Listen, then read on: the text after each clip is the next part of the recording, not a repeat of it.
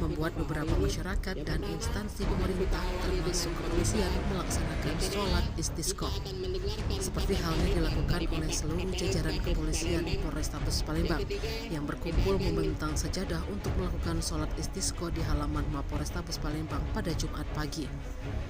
Kapolrestabes Palembang Kombes Pol Haryo Sugihartono mengatakan dengan dilakukannya sholat istisqa ini dapat segera turun hujan agar musibah kekeringan dan kebakaran lahan yang sedang terjadi di beberapa titik Provinsi Sumsel, khususnya Kota Palembang, ini segera mendapatkan solusi dari Allah Subhanahu wa Ta'ala.